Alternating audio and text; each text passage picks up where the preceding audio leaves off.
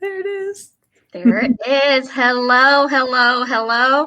Carol C.C. Miller here, your kindness coach, peace activator, and global hugger, coming to you with an episode of Embrace Your Life. The reason I call it Embrace Your Life, it's super easy to embrace life when things are going well. The challenge is to embrace our lives when we're struggling and having some challenges to move through. So I like to have conversations around both, where we're celebrating things, and then the ways to help people through struggles. And I've got a very dear friend as a guest today that I'm going to introduce her in a second. But the reason I wanted to bring her on is she and I have worked together in events, and I don't even know how many years I've known you now, Melissa, but we've both been in the personal development, spiritual work for many years. And I think it's important to have this conversation around friendships. Hi, Vicki. Good to see you. Around friendships and heart-centered relationships. And when do you let go? And when do you work harder? Because pretty much anybody who knows me knows I'm not a big believer in absolutes. I don't like always. I don't like never. I don't like perfect. I work kind of on a scale of 0 to 100, and I try to stay in the 80 to 100% realm in kindness. And sometimes I don't. But so I would have to say that most relationships, if not all, even the really good ones, require some work.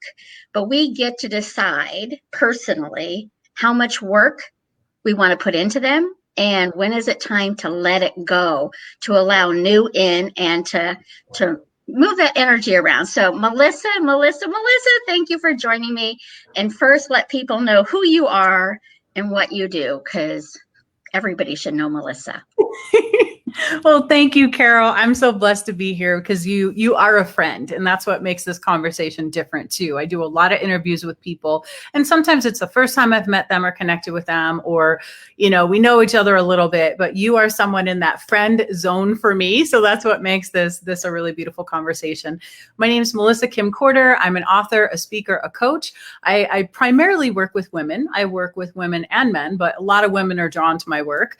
And I like to tell them that I help them to break through their emotional and financial glass ceilings. Use a couple different modalities to do that, as well as my heightened intuition. I read through their nervous system. I pick up on the limiting beliefs and the patterns and the cycles and all the things going on. And then I convey that back to them and give them these little recipes and formulas that help them to shift at a very deep level, basically to rewire their nervous system and their brain for success, whatever their definition of success is. I love that. And this conversation actually kind of came up a few months ago. I don't even remember the actual post, but you and I have talked about it many times. Your post on your personal page is what I was like, oh, we need to discuss this. And it was really about integrity. And for me, because integrity is a big thing for me, is to who do you align yourself with?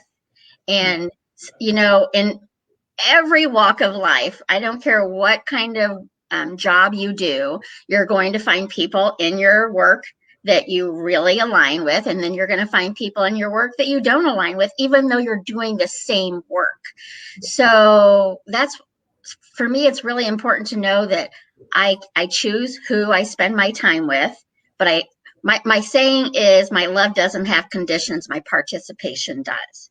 So how do you decide, do you even remember that post? It was probably a couple months ago when we were talking about it. So what does that mean to you, and how do you work through that? It's been really challenging. I'll just say this area is something that has been a lifetime for me of figuring out and feeling into. The post was written a couple months ago, and I was basically, I'll just give them a little bit of context to it, where I was really a bit frustrated because some things had come to light. I want to keep the integrity of the scenario, without going into all that part of it. But let's just say the overview of the situation is that, as an entrepreneur, so this is where it's a little different with the relationship piece versus personal friendships, relationships, what have you. most of my stickiness in this arena has come when there's a little bit of a crossover in business. And so what was happening was the lack of integrity that I was witnessing behind the scenes as an entrepreneur that happens to be in the spiritual development, personal development world. And it's the things that I've seen and witnessed and behaviors that have come out. Some of them, things like I mentioned, I've seen them happen to other people, and others that have been directed at me. And so what was going on was this desire. This is how my intuition works when, as an author, my intuition will nudge me into a situation or scenario. And next thing you know, I'm looking at it going, really, this is what we're doing? Okay. And one of the ways I process to figure out these boundaries with people, with myself, is to share it. And so I share as much as I can to show people that behind the scenes as an entrepreneur, there's a lot going on that we don't always talk about. So that's what the post was about. And it was my frustration and the wisdom I was learning along the way, and the recommitment to the alignment in this work. Because as we know, people can have good intentions, but not everybody does. And when you're an entrepreneur, business owner, creator, artist, healer, whatever it is that you do, you are putting your heart into that work. And so it can separate different people in a sense of their intention for doing it. Yeah. And in that, I feel like we encounter people that don't always have the best intentions. And so there's like discernment in what happens when we see that, and what happens when we encounter it. How do we handle it? So that's where that was coming from. And and I think it's so important, because even for me, like, I think it's I've been doing work on love, kindness, and compassion for a long time, but it was probably 3 years ago that I dedicated, like, I am going to focus on kindness. Like all in. And all in. And let me tell you, I'm pretty kind, not to myself, is where I have found, like, whoa, we got some work to do on that one. But I think, even like I used to say, that I'm working with heart-centered people. And it really gave me the opportunity to even clarify that more. Because there's a lot of heart-centered people who, from their own hurts or their own, I don't even want to say hurts, just differing opinions than me, maybe it's not even a wrong, still are not aligned with me. Right. So now I say healthy heart-centered relationships. And for me, it's not about making the other person wrong or the other person bad. It's about, they're not right for me. Right. And most likely, I know it's hard to believe, but I'm not right for them either. So I don't know. And maybe this is just me. I don't know, but I feel like we've gotten into a place in the world where maybe it's social media, where it's like a big deal if you unfriend somebody, like you're saying that they're a horrible person, and for me, it's not that. It's just like, we're not aligned. Right. And I pay more attention to, we have 24 hours in this precious day. Who do I want to give my time, energy, and heart to? Does not mean that I'm going to spew at the people that I have chosen not to associate with, right. But I'm learning boundaries, is I guess what I should say, because boundaries has never been my strong suit. So I'm with you, my friend. It's been my lifelong journey, but I agree. I love what you said in that, because I've had that myself, where I go to unfriend someone and there's this feeling of like, ugh, because of all the stories in the mind of the things that we tell ourselves and what that means. But the reality for me personally is, at this point in my journey, unless it's something really clear, like, wow, this person is not being kind or they're being hurtful, so you're not. That's like the easy decision. Yeah. The more challenging decision for me is that, because of the nature of my work, doing these things, right? We attract more people and we expand our reach, and that's such a beautiful, powerful thing. So at the same time, it's constantly evaluating the people that I'm connected to, not one by one and how much I know them and those kind of things. Right. That comes up in circumstances.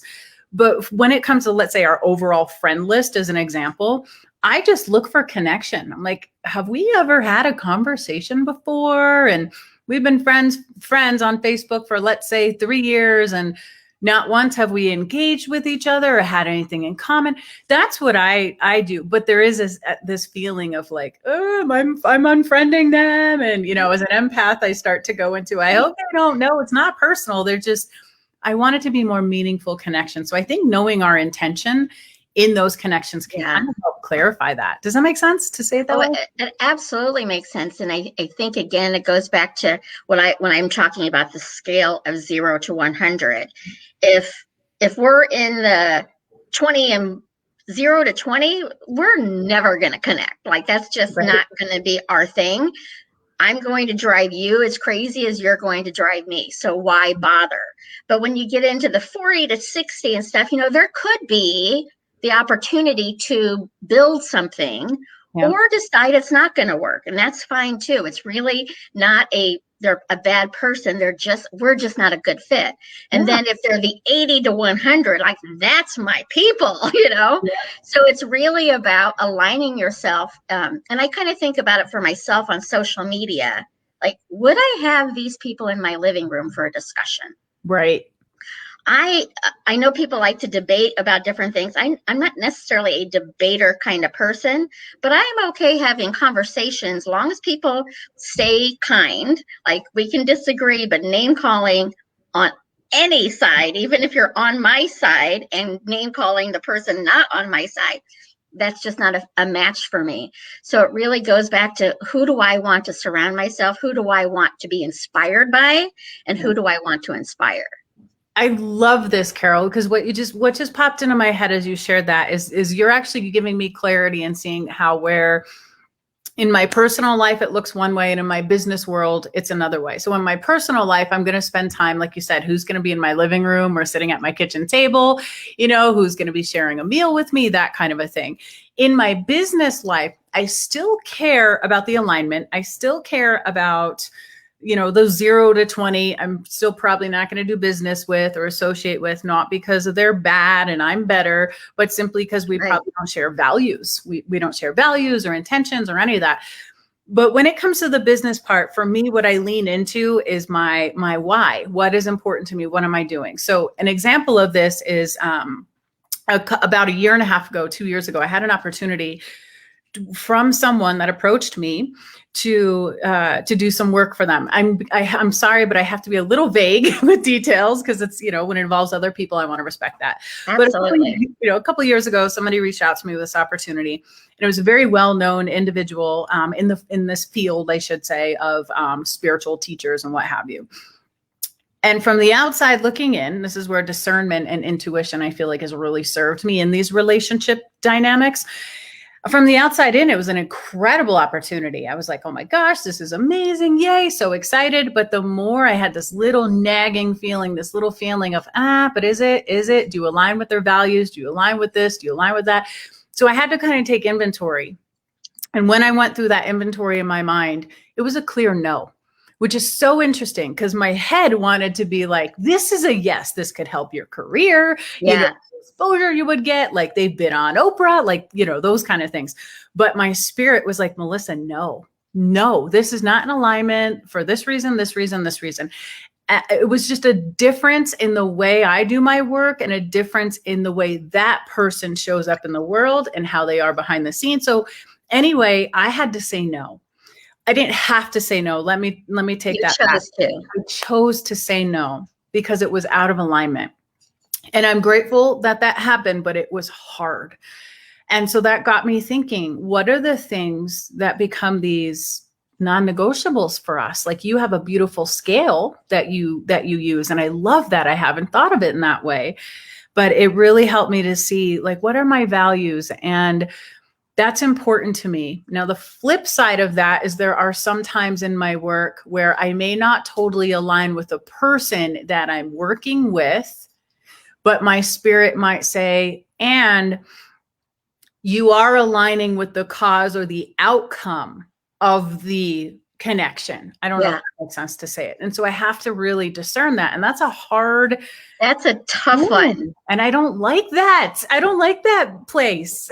Don't we all want it to just be like yes and no and make it, black and white, and this is easy, but it's usually in the nuances of the gray where we have to make those decisions. Yeah. And I have worked with many people like that too. And integrity, like, by no means do I expect anybody to be perfect in this world, because I am far from it. But if you're going to go on stage talking about being a love, kind person, and then behind the stage, you're not quite that same person, not talking about bad days. I can't even think of, because kindness is so important to me. I cannot think of, I'm unkind to myself on bad days for sure. And unkind in thought to people on bad days.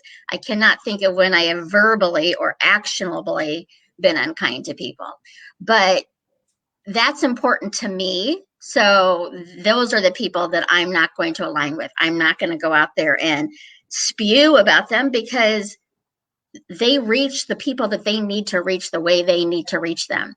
And as you said, with discernment, sometimes it takes time. Like, Absolutely. some people are like I was even thinking, I said we were going to talk politics, but we're just going to for a second, and this is old politics. Like years ago, before, it was all video and stuff, like Richard Nixon apparently sweated a lot and things like that. Like he would never have been elected on appearance now because of that. And some people play really well to a camera, and then behind the scenes they're not so great. And some people are really not great in front of a camera, but they have the biggest hearts out there. So it takes time to figure it out. There's a couple of quotes that I love Maya Angelou, by the way, but the quote, when people show you who they are the first time, believe them. Yeah. I don't know, like, sometimes what if you're meeting that person on a bad day? Like, so I don't know about that one per se, but it's definitely, for me, it should be like a flag. It's like, do I want to spend time to see if this is who they really are? Yeah. Or do I want to just like, this is not going to work from the get-go? And I don't think it's wrong to decide in that moment. You may be missing out on something if you do. Yeah. But I also want to clarify, when I'm talking about releasing people or choosing to work harder on the relationship, this does not include abusive relationships. Yeah. Like, I'm not going to tell people to work harder on an abusive relationship. I'm going to ask them to get the help they need to get out of it. But it's really a challenge to decide, when is it, I'm not good at letting go. I've gotten so much better at it. But it is something that I work on. It's like, I sometimes try to keep relationships, all kinds of relationships, business relationships, romantic relationships, friendships. Like, when you realize this is a struggle, like, life should not be this much of a struggle. Why am I spending so much time here? And I just blogged about it yesterday before I started Positive Focus. And actually my blog kind of sounded a little bad, I think, now that I look back at it. But I definitely was a people pleaser.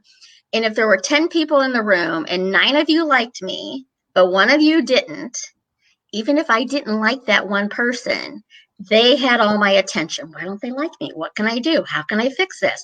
Rather than giving my attention to the people who were my people, I was focused on bringing that person into my world, even if I didn't want them in my world. So it's really about learning, who do you want to spend your time with, I guess, and not making them wrong if you don't want to spend your time with them. Absolutely. And I think that's something we're challenged with these days, when there's so much information coming our way. You mentioned social media and all these different avenues of connection. There's different roles that we hold. That's been really tough for me, because, and you mentioned something about this when we first started talking about friendships. And one of the qualities that I have now looked at is a word that I say to myself in my head: is there reciprocity here? Does it feel like an exchange? Not an even all the time exchange. There's days where I have a good day or I have a not so good day. There's days where I'm going to reach out. There's days when the other person reaches out. But is there reciprocity there? And friendships were hard for me because I felt very, I'm an empath. I feel things very deeply. And I am not someone that likes to be on my phone. I'm not someone that can like talk. I mean, I'm not, when I was 15, 16, sure, I could be on the phone and talk for hours. These days, I like spaciousness. And what I discovered is in my friendships, the people that get me and know that understand that that spaciousness is the empathic part of me. It's not a lack of care or lack of love, but that can be discernment. But these other connections and friendships and relationships and all of these pieces are really interesting, because if they don't have the reciprocity, what I've had to look at for myself is to say, if this is a business connection, are they a client? Are they a student? Or are they someone that follows my work? And that was hard because I put everybody in one category of, I love everyone. Truly, it sounds weird, but I do. Like you with the kindness work and the compassion, I know you get that, where it's like very easy to see the light in someone and connect with that immediately. But the minute we start to discover some other things maybe going on, patterns, perceptions, misalignment, right? It's like, what do we do with that? And so that has been a huge lesson for me to say, okay, the reciprocity, those people are my people when it comes to my personal friendships. The next layer out are the people that want something from me, and I can probably help them or support them, and I'm grateful for that, but they're likely now going to have to become a client. And then another step out from that are the people that might want your time. They might want things from you, but they're not really interested in any kind of exchange. Then they're likely going to fall into the category of somebody that just follows my work.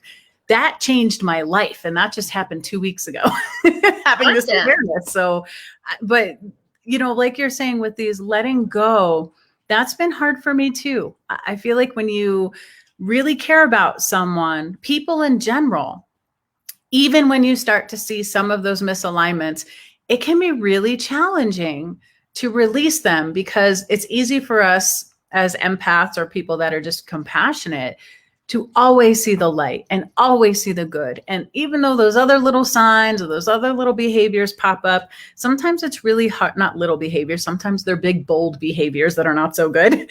It can be hard to say, oh, okay, what do I do with this? How do I let this go when it feels so entangled and enmeshed? Does that make sense? Yeah, it absolutely makes sense, because I think it is entangled, especially like when I'm talking about teaching love, kindness, compassion, and peace, and then I'm letting go of people. It's like, but you know what? Not everybody's my person. And what you mentioned as far as seeing the good in people, I found for myself, that's all I was focused on, rather than who they were showing up as. And not to make it wrong for where they are in their journey, but if I'm focused on them being the light and everything, and then they're treating me from a space of their hurt, right, then that's the time I'm like, do I want to put that work in? When it's the decision for me on, do they want to heal their hurts, which I need, I'm always working on healing my own hurts, right, or do they want to stay in that and just try to, I don't know if it's like sucking my energy or what, but they really don't want to move forward. And right. that's okay, because that's where they're at, but it's not okay for me. So that's where I either cut ties completely or lessen my time with those kind of people. And it's super hard, because I want to help everybody, but you have to, as a coach yourself, you can't, or just not even a coach, but I can't be sick enough to make somebody healthy. I can't be poor enough to make somebody wealthy. I can't be sad enough to make somebody happy. So it really is about that. They need to want that change too. Yeah, I love that. That's really powerful. And it's been very challenging, to say the least, to be able to remind myself of those things. And one of the things I think of, this is a recent commitment that I've made, is I'm no longer willing to disappoint myself. And in that process, I was going to say, sometimes you have to disappoint other people. I'm looking at it more like I am no longer willing to disappoint myself. And if that means that somebody else is disappointed in me because of that decision, I can't control that. And that's been a really big challenge because I'll tell you, total people pleaser, Yeah. and also wanted to control their perceptions. I wanted to be liked. I wanted to be loved. I wanted to be a part of the experience. I'm sure you can probably resonate with this too. There were so many opportunities with things where I didn't want to be a part of it, but I wanted to be invited to it. I wanted to be included, right? So it's like, even though in the back of my mind, a part of me is like, I don't really vibe with that group, but I don't want to be cast I want the out. decision. Yeah. Yes, I want to. I want to be able to decide. Yeah. Yeah. And I realized that in myself. I was like, okay, Melissa, you got to rein this in and come back to your values. And for me, one of those values of the many is alignment. And so it's fine. I find it a little easier to work with alignment versus good or bad, or, Yeah. the personalities can be very different. And so I can just, if I ask myself, is this in alignment with me, with what I value, with the way I walk this world, the way that I treat with people, it starts to kind of work itself out versus trying to figure out where to fit people and compartmentalize relationships and figure them out, because the dynamics are all over the place with people. Do you find that too? Like, you have different Absolutely. relationships with different people based on different types of exchange that you have? Yeah, absolutely. And I like considering it because I don't think it's a good or bad. So I really do like using the word alignment because it's what fits for you. And again, relationships take work. So it's not about, oh, you're not, I'm not going to spend any time in this, but it's like, what feels right? What feels like it's going to make you a better person, help that person be better by inspiration. I'm not a big when they say that somebody challenges me to be better. I'm like, I'd like to inspire people to be better rather than challenge you to be better. Yeah. But it really is for me about alignment, because when I think about those relationships, and I've gotten so much better. I used to, and I still have a little bit of it in me, but it's like, I must have had a sign over my head, narcissists come find Carol, because I would get into mostly working relationships with them, but it's like, it was just crazy, but I see it so much quicker now. So I do not continue in that space of working with people who tend to have narcissistic traits. But I think it really, for me, it's like,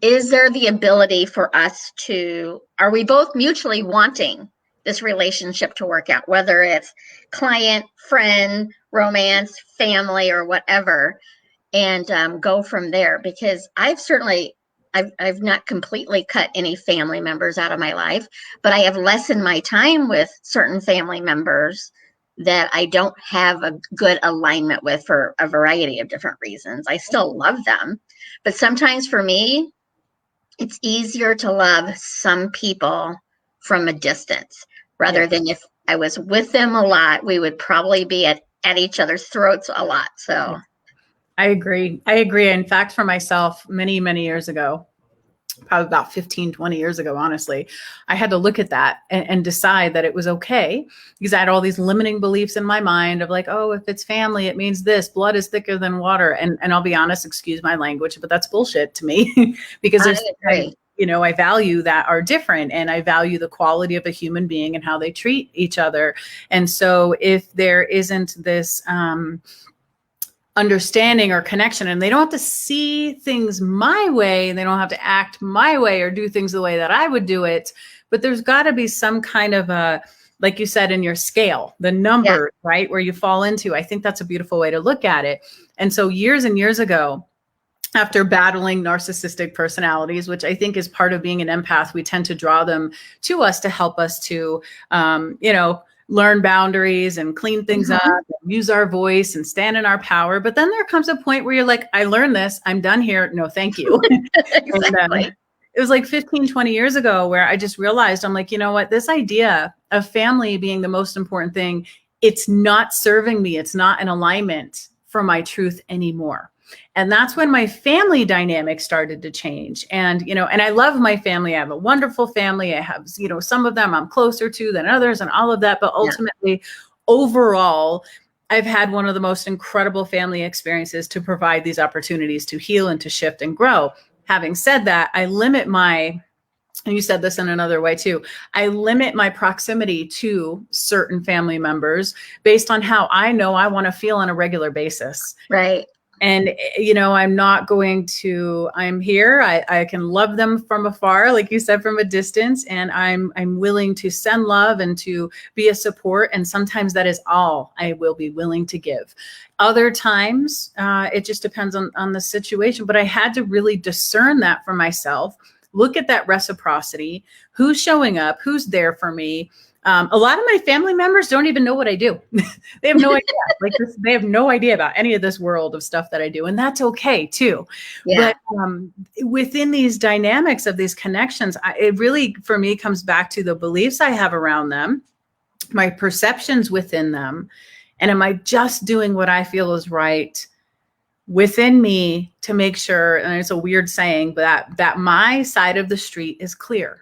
If I can come from that and feel good about it, I have to be willing to let go of whatever they might project, whatever they might say, whatever they might blame me for, you know, and I'm also a very different person today than who I was 20, 30 years ago. I have a crazy, chaotic past, and that is not something I hide.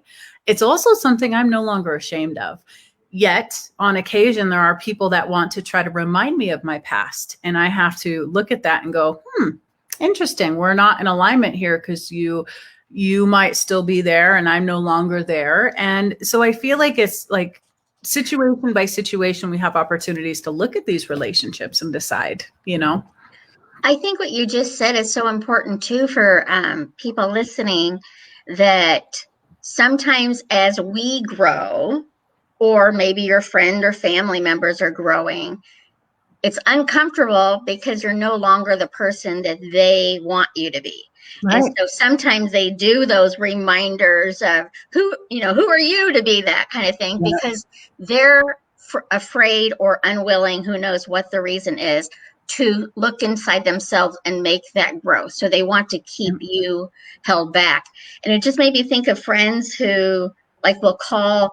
It was just this last week, and I don't remember if it was Glennon that said it, or somebody recently said that when you are asking for support, do you say, I want to feel supported, or do I want solutions? Mm-hmm. Because, sometimes people just want to be supported and hear whatever you need to vent. And other times they want solutions. But I would have a friend who's seeking solutions.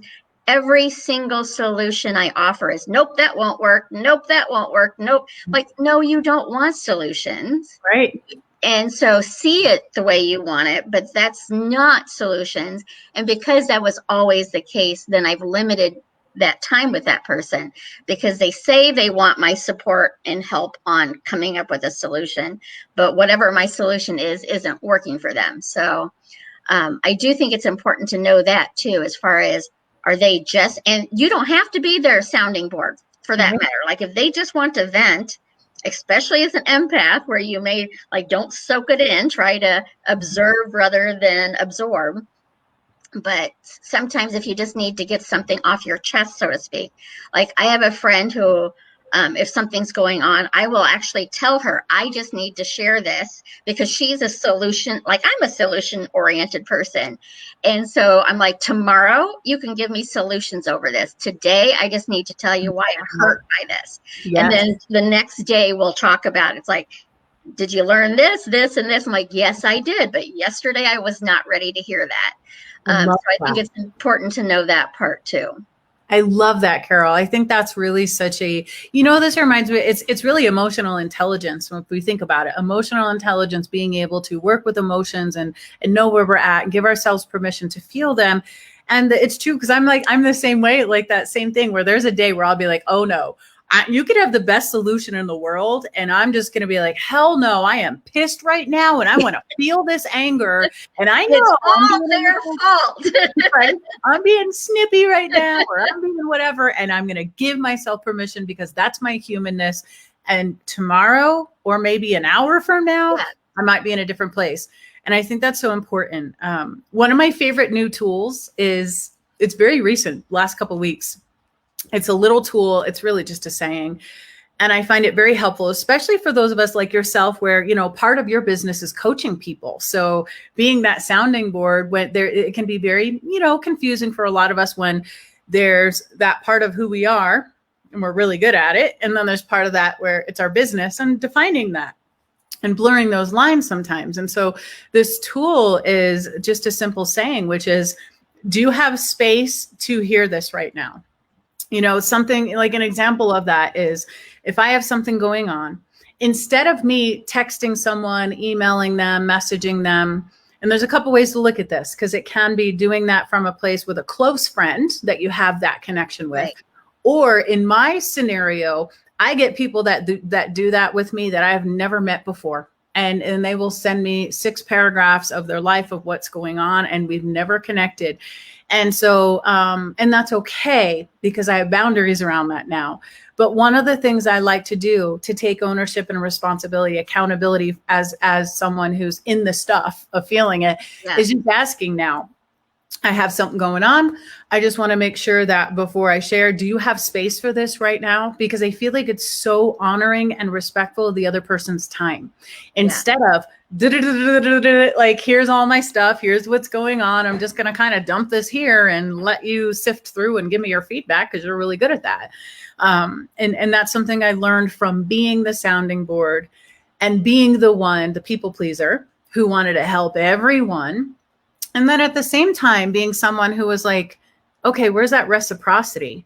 Now I have something going on, I want to share it, and not feeling like that was okay. So that little simple, do you have space for this, makes me feel like if they do, they'll let me know.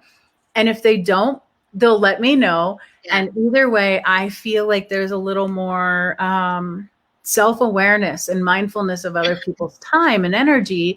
And even if they're like, you know what, one of my dear friends, Kate, we have this beautiful friendship. We've done the hard work, and that's something that we do with each other. And it might not, and she's so good at saying, I'm with family right now. Are you around tomorrow? And we're really great about this, respecting boundaries and working with that. So it's not I don't care. It's let me tune in.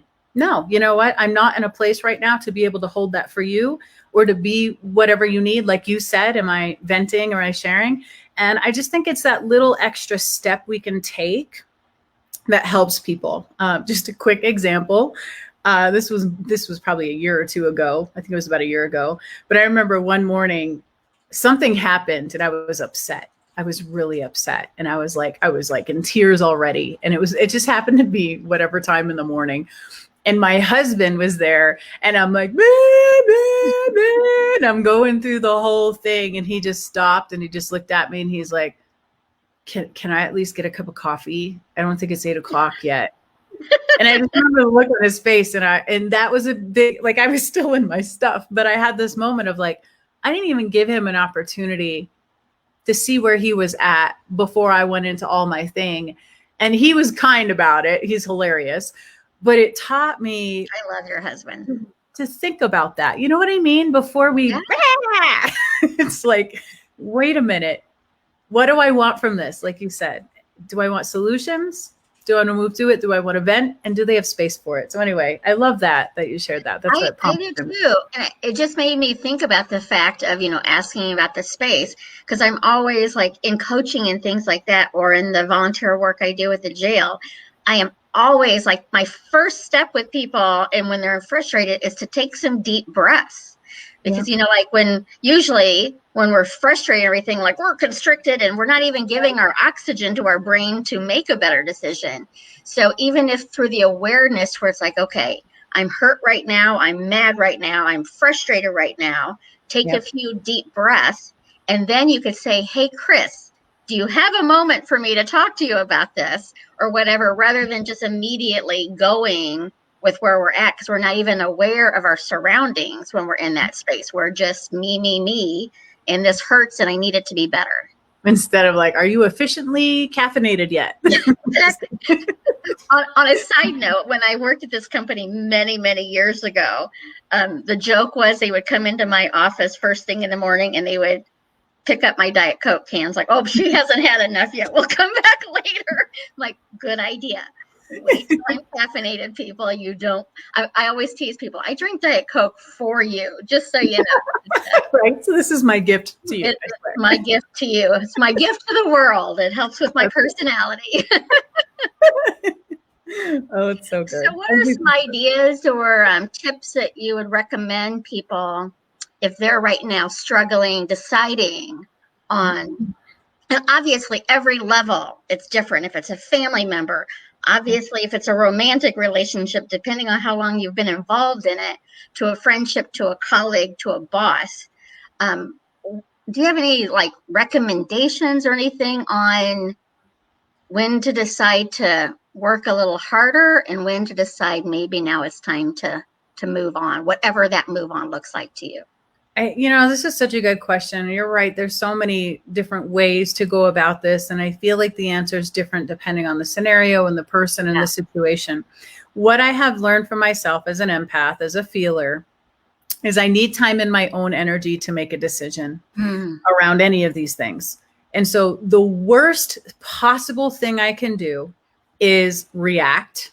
Not that those feelings are horrible or wrong or bad. They're probably justified, even if they're over the top or excessive. I'm still going to give myself permission to feel them, but I'm not going to make a decision in that state. And what I like to do is journal and burn first. So I will write it all out. What am I upset by? If there's a trigger, let's say there's an argument, a trigger, that works for that. If there's not an argument or a trigger, but you're just noticing this dynamic has shifted and changed. Honestly, one of the best things that I've ever done is in my journaling, I allowed myself to grieve the relationship or the connection, to feel the sadness of this isn't what I wanted it to be. It's not going where I want it to go. It's not what it used to be. And that can be any relationship, any connection. I have had to do that with friendships. And one of the most important things I did was give myself the space to grieve what it no longer was, because now I'm not in resistance of what's coming up within me. And when I give myself permission to do that, resistance softens and there's clarity. And then the clarity is am I just having my wounds show up and there's some work to do still here? Or is this unsafe and I can no longer put energy in it, or something else? But it gives us the clarity to kind of sit with that. And I think, like Carol, you mentioned kindness, compassion. You mentioned these values of yours that are non-negotiable. I think that's helpful to know too. And those things can change for us based on circumstances. But I usually feel like there's a couple of core things that are pretty solid and consistent. And so if somebody could get in touch with what that was first, it helps us to see that alignment. And then you get to decide, is this no longer in my life? Is this a sometimes? Is this on occasion? There's people that I will no longer call or hang out with or do things with, but if I run into them at an event or somewhere else, I might have a cup of coffee while we're there. Right. I might, like you said, but I don't have to spend time with it. But for me, journaling has been a huge process to help me get through things. And then talking with someone that's a safe person, not in a gossipy, dramatic way, but and we've done this for each other where I can talk to you and be like, Carol, here's where I'm at. This is what I see is happening. This is what I find myself doing. Because when I hear my voice, and this is for some of us that just process this way, when I hear my own voice, I catch something. My intuition goes, ooh, there's that. And I'm like, ooh, I didn't even know that was there. So I feel like if you also can sit with how do you process certain things, it can give you a little deeper insight into what's really going on here, and does this feel exhausting and draining and very one-sided? Does it feel like we can meet each other in the middle in this exchange, or does it feel complete? And sometimes that doesn't have to have anger. I feel like you mentioned this too. Some of us are used to something being done, having a definitive edge that is a burning of a bridge or a separation that feels ugly. And that is possible. But there's other things that are just a simple, no, it's clear. We're done here. And I can just choose differently. A quick metaphor that I use for these kind of scenarios is if I walk into my closet today and I say, today I'm going to wear my blue jeans. Does that mean I'm disrespecting every other pair of pants in my closet? You are. Right? They are in the closet sulking right now. Right. It's like, how dare you not pay attention to all of us? And it's like, well, today I feel guided to wear this pair of pants. That doesn't mean I don't love the other ones. Now there might be a time where I go through and I look and I'm like, these are not me. They don't fit my energy, my vibe. I don't feel good when I wear them. It's okay for me to give these away and let them go. I don't have to hate the pants. I can simply make a decision and stick with it and move through it. So anyway, that helps me a little bit to sort of neutralize some of the emotion. Yeah. And I think just when you just said about, I don't feel good wearing them. That's kind of for me, the relationship. I don't feel good wearing this relationship. Right. And some people, it's again, you may be able to wear that relationship and it doesn't have the same effect on you because that person is not a bad person, Right. but you can find alignment with them and I can't, or vice versa. So it's really, I guess my biggest reason I wanted to do this was that people don't have to be bad people to not be your people. And I don't want to use the word bad, but there are certainly people out there who are doing harmful, right, mean things. That's a whole different topic that I'm not going to get into because I don't have the qualifications to get into personality disorders and all those kinds of things. But generally speaking, it seems like why did you unfriend them? Or I don't unfriend anybody. And it's like, do what fits for your energy, your precious time, your precious heart, and who you want to align yourself with.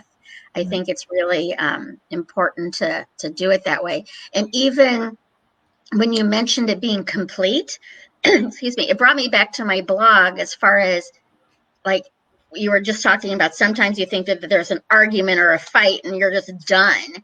And that can happen, but I have found personally more of them, it's not that. It's just, either a slow separation kind of thing, but some people often love. Right. Like I ask myself daily and sometimes hourly, who do I want to be in this world? Who do I want to show up as? And if I'm being seen by somebody who's choosing to be unkind to me, way easy to match their energy and go into the unkindness. But then that's not who I want to be. So I go back to who do I want to be? Do I want to spew and have an argument with this person who's choosing unkindness? Do I want to try to have a conversation? Or do I want to remove myself from the situation? But it really, for me, it goes back to who do I want to be today and who do I want to surround myself with? And I choose from there. And it's not always the right choice, but it is the right choice for that moment. That's right. I love that. And I think we get to give ourselves permission to change because sometimes something, it was such a beautiful, amazing fit or connection or collaboration or whatever it might be.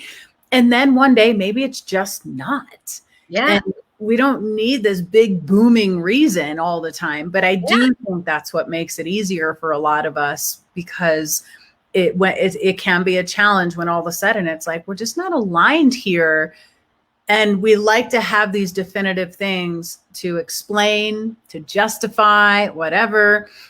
I've learned that my intuition supersedes everything in my world. It has to. I woke up about 8 months ago one morning, just as simple as a tiny little like feather floating, like just as soft as gentle as that was this little thought that entered my mind. And the thought was, Melissa, it's time for you to bring this thing to a close. And I was like, ooh, well, that's weird. Okay. But I sat with it. I felt into it and it felt right. I had no reason to. I had no reason, no logical anything. But I knew that little voice within me, the way that I received that, has never let me down. And I made that decision. I let go of this experience. And I'm so glad that I did. All these other things unfolded after that I found out about. Since that time, I've had that same little I wake up and it's very clear.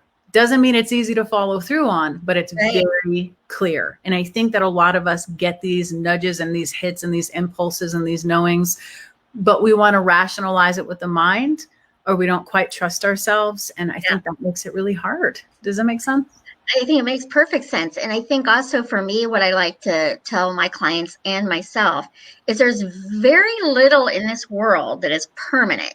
Like even people that maybe right now you have to release from your life because there's just so much difference. That doesn't mean in 5 years or 10 years or 3 months that things can't change to bring it back into alignment. But so it's really about what is it working now, and that just lessens the heaviness of the decision to know, guess what? I can change. Maybe the releasing of that relationship is because I need to grow myself to be able to be in the space with that person or not, kind of thing. But I think it's really, it's just not a bad thing to choose not to have people in your life. And I think we can simplify how we convey it to people instead of you did this or you did this or I whatever. Like, you know, one of the things, a mutual mentor that we have that she taught me years ago, actually, I overheard it in one of her workshops. And she said, you know, conversation doesn't have to be combative. And I thought, okay, that's very interesting.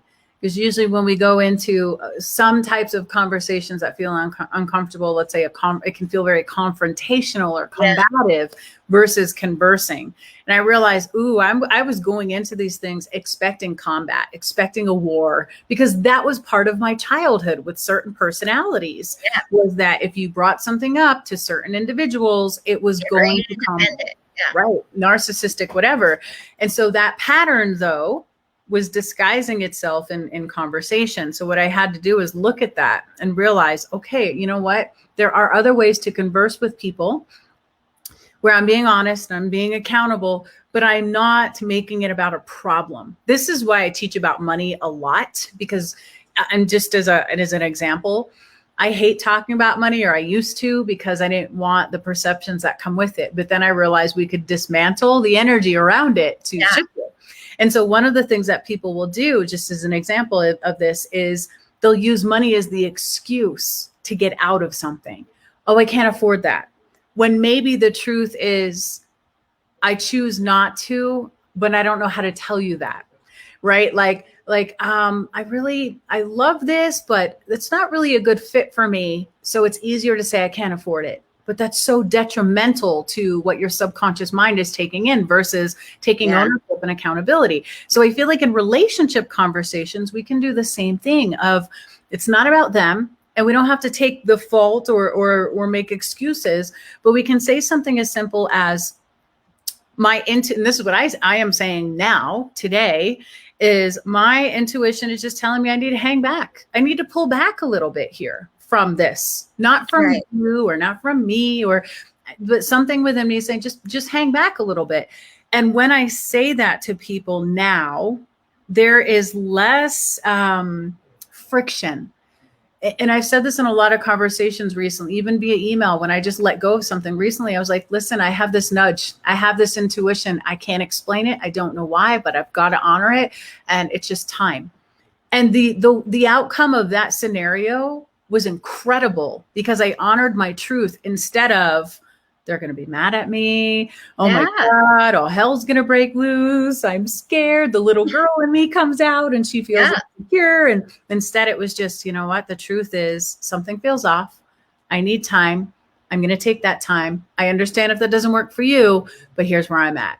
And there was so much respect that came out of that and all of the other things where I've really been doing that. So it's not easy, but it's so rewarding. And I'm so grateful that the boundaries and the people in these situations we're talking about have come up, because there was a time I would run away terrified or freeze. My nervous system would go into fight or flight and I would freeze. And that's when people pleasing would kick in versus Melissa in her power, realizing this doesn't have to be bad or wrong. The truth is, here's how I feel, and I'm going to own that instead of making somebody else wrong or running away from it. Yeah, and it just has to be right or wrong quote unquote for you, but it really is. It's so easy to get into what other people's perceptions are, Yeah. and I can't disappointing them. control that. Yeah, and you can't. And Yep. like so, like you said earlier, you just have to keep your side of the street clean. And did you walk away from that conversation, from whatever, knowing that you showed up as your best self? And your best self is different every day. If you're sick, your best self is different than when you're having the best day of your life. But as long as you know that you're showing up for who you want to be in the world, because some of those conversations of combativeness, sometimes you're going to get people who want to combat. So then you have to decide from there how you're going to move through that experience. But we set the tone for our conversations by the energy we put out there. So a lot of times if we're coming, it's like, oh, this is going to be a really hard struggle. Guess who set the table for the hard struggle? That would be me. Yeah. Or it can flip in that. It can flip in that, because I've had some that I've gone into where I thought it was going to be okay or smoother than it turned out to be. But I feel like what happened then is I became a hot mess in the experience, where I was like, meh. But you know what? I would rather be a hot mess and speak my truth and have the tears and the snot and the blah, blah, blah, whatever, and own my power to find my voice than for a second be giving into something that doesn't feel right to me. Because that's how I spent the first 20 something years of my life, was doing that, running away and not being honest or truthful. I thought by not being honest, I was helping someone, that I was keeping them from pain. But really I was being selfish, because not being honest was keeping people in situations and things in my world that weren't in alignment for me. But it also had an impact on how it kept those things in my life for those other people. And that was a disservice to them. And so I had to get really clear with that and go, you know what? This whole not telling people how you really feel about it, and with kindness and compassion, it's not serving anyone. And it was actually very selfish. So I'd rather show up with imperfect words and nervousness in my belly and a fear of like, oh my God, I can't do this, and struggle my way through it in the best of my ability, than walk away and be disappointed that I didn't show up for myself. That feeling to me today is so much worse than what could possibly come out of a tense conversation. Exactly. Because I think of it, this was right when I first started focusing diligently on kindness, and I had to let go of a particular client. And that conversation did not go well. And I knew it wasn't going to go well. And I was terrified in it, but I stood up for myself. And in conversation, it was awful. I would love to say, oh, it was wonderful. But immediately after, I felt empowered. I knew I stood up for myself, and I did what I needed to do for me. Now, since then, I've had other situations where I did not stand in my power because I wasn't expecting what was to come. And that lingered a lot longer than the uncomfortableness of that conversation, because I knew I did not, I wasn't respectful to myself. They were not respecting me, but I was not respecting myself by allowing it to continue, kind of thing. So I think when you're able to really, like, you can't control what other people think or do or say, but you can be there for yourself and be that cheerleader for yourself, which is it's always a process to work on.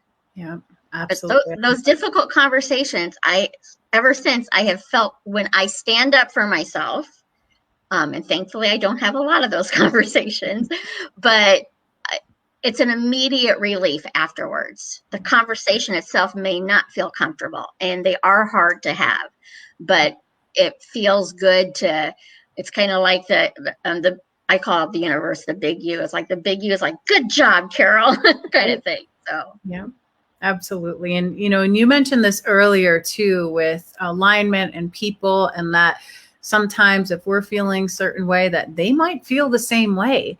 And that was a really hard lesson for me to learn too, which was, if I make this decision that feels so terrible and so difficult, oftentimes on the other side of that, it gives relief to somebody else because they may not want to be in the agreement with me or in the connection or the collaboration or the thing or the whatever. They might be or they might not be, but I find a lot of times if I'm feeling or sensing something is really off, not just off because of my misdirected perceptions based on my wounds or my unhealed self, but based on the essence that, of information that we're tuning into. When I recognize that, there's often the other side of a relief for that person too.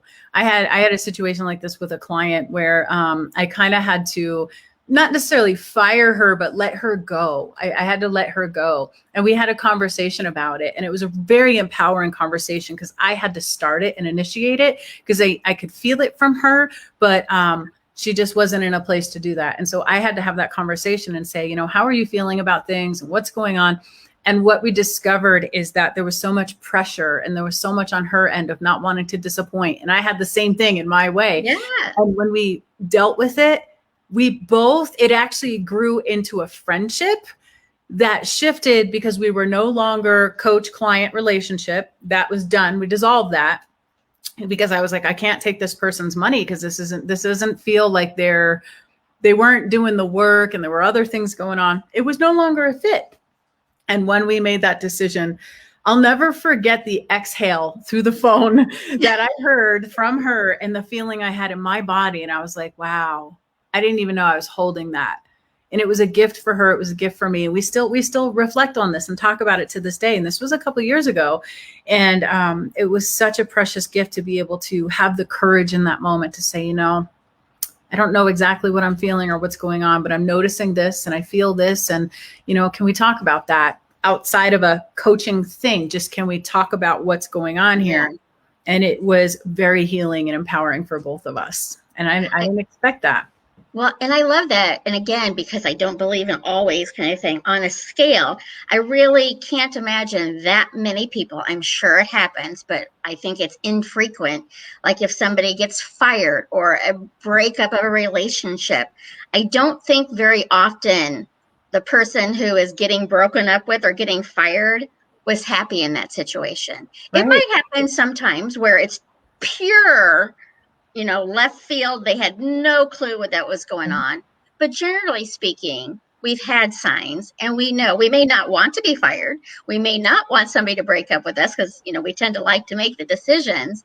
But generally speaking, if you're not happy in a relationship, they probably aren't either. And It might be subtle, and it might be if you're in a relationship with people who don't do any self-reflection, they may not see it as much. But I just don't believe most relationships that come to a final end, that the person that is getting the goodbye is not somewhere feeling a little relief. Now, I want to add, when it's done to me, I may not immediately feel the relief because I'm like, I want to be right. I want to be the one that ends. I want to be the one that, makes that decision. But emotionally and truly, I know this is good. This needed to happen, and I wasn't ready to be the one to make it happen. Right. I think that's a really empowering thing when we sit and reflect and look back and go, it was the best thing. Just didn't feel so good in the moment because our humanness, and all of that comes out. Yeah. I mean, I think it's okay to feel the hurt and to feel the frustration or feel the anger. You just don't want to live in it. Right. That's why that whole idea too of grieving what we thought it was and giving ourselves permission for that. That's so helpful. That's so helpful. I had, I was working with this client at one time where it was grieving a horrible loss in their life. And she had done so much work and come so far. And there were some years now, because time was a part of this growth for her. And so some time had passed between the loss and where she had moved on in life. And it was maybe 3 or 4 years later from the loss. And what we ended up doing, because she held this guilt about moving forward, is gave her permission not to just grieve the loss of what she had, but to grieve knowing she wouldn't have these future events happen. She wouldn't be able to witness walking them down the aisle. She wouldn't be able to witness graduation. She wouldn't be able to witness these different things that as a family member, a loved one that she wanted to have, which were very normal, everyday things that we look forward to. And it wasn't just the loss that she did the work on. It was the grieving, the things that wouldn't happen going forward. That was life-changing for her. Life-changing. And it was so interesting because that was my spirit, was like, she needs to do this. And I was like, that's weird. And I don't know that I want to bring her through that.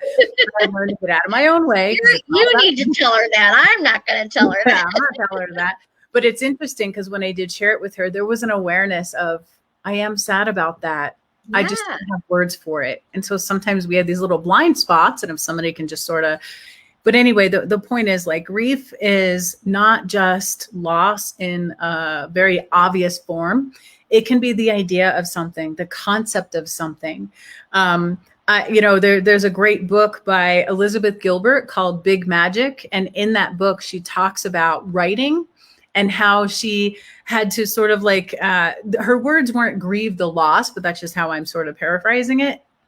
But she had to let go of a book concept that she once thought she wanted and had written the whole thing and just basically trashed it, kind of a situation, and to give herself permission to grieve what she thought it would be so that she could reframe and reset. And I think sometimes in our friendships, our connections, doesn't mean that we have to completely let go if that doesn't feel that way for us, but we can still grieve what it isn't, what we had hoped for, so that we don't have that bubble up and unconsciously take over our actions. I think that that's a lot of it, actually, when I was talking about, if you're getting fired or a relationship ending or you're quitting, it's, if it were healthy and going well, again, it's still work. I'm not saying it's easy, then it would not be ending.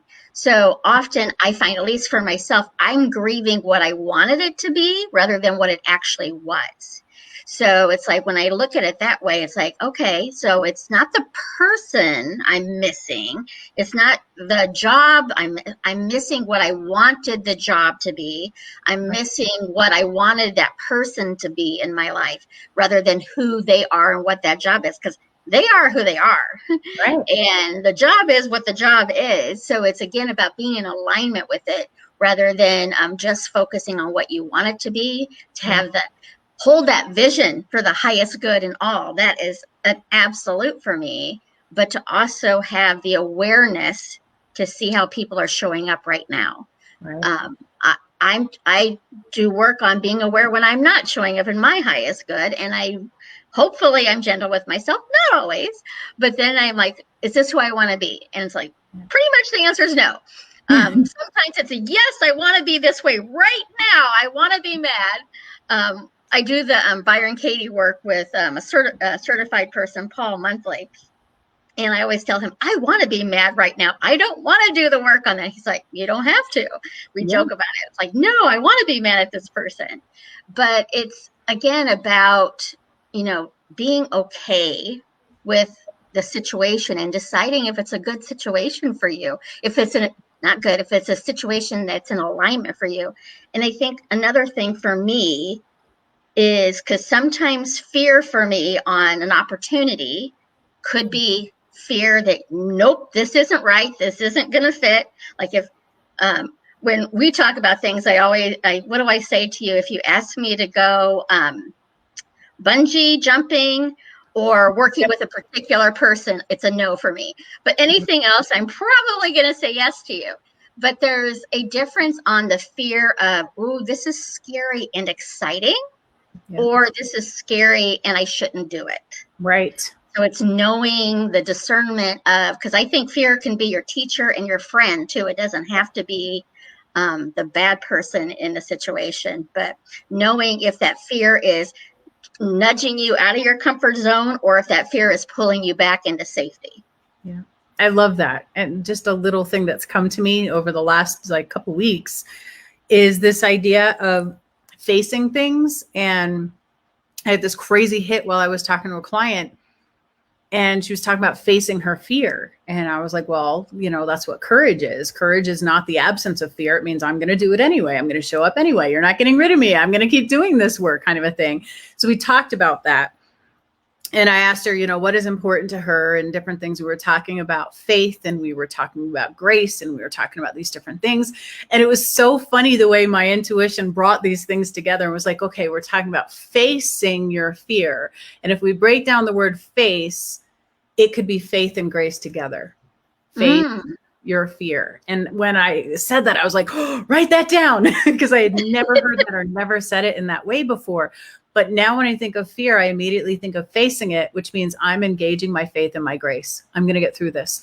And if I engage with my faith and my grace, whatever that is to me, just like whatever it is to everyone else, your discernment will come in. Because if you're facing it and it's not for you, a door will close. You'll know to back up, to pull back a little bit, to walk away, to shift gears, to do something else. You will receive another piece of information or guidance that'll come in.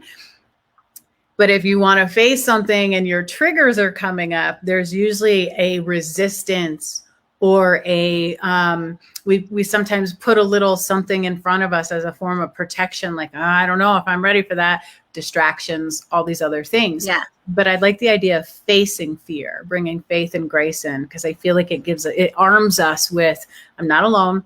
I can do this. And if it's not for me, I will let that awareness in too. And that helps me now. I love that, facing faith, because did you read Untamed? I did. Yeah. One of the examples that I really liked, and I had not even thought about this way, because they're always saying, face your fear and, do it anyway, kind of thing. And she had an example of her two daughters. I'm going to say they were 11 and 15 or 9 and 14 or something like that. And they were getting their ears pierced. And the youngest one went right in, got the shots, got the ears pierced, and was ready to go and happy. And the older one decided she didn't want to do it. And the person doing the ear piercing was kind of goading her into it. Like, your little sister did it. You should be able to do it. And Glennon's like, no. And so they left, and she told her, I don't know her daughter's names, but she used the example as, my eldest daughter was being brave too, because she knew it wasn't right for her. She thought it was, and then she decided in the moment. So her bravery was to say no in the face of people trying to make her do something. Now, it could have been, again, it's knowing if that fear is an excited fear, like, oh, I really want to do it, then she would have done it. But that fear for her in that moment was like, no, this isn't right for me, whatever reason. Yeah. But she stood up to the public pressure of, your little sister just did it, you should be able to do it. So I love that example. The discernment of what being brave and courageous is different for people. And it really is, for me, it's standing in your power and in your truth. And so just so you know, if you still ever ask me to go bungee jumping or work with this particular person, the answer will be no. Maybe it will change, because I'm not an absolutist, but I'm pretty sure it won't. I'm keeping my feet on the ground with you, my friend. Okay, excellent.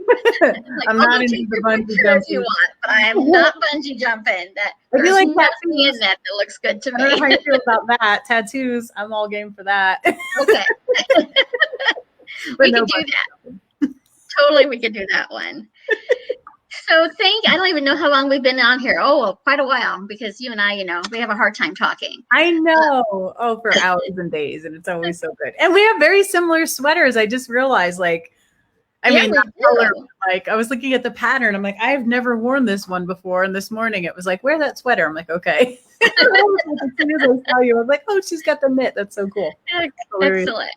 So we will be back next month for whatever comes up that we want to talk about. You can obviously ask us to talk about anything too, and I'll probably try to get Melissa to come on before a month, because usually something hits one of us. I'm like, oh, we need to bring that to Facebook.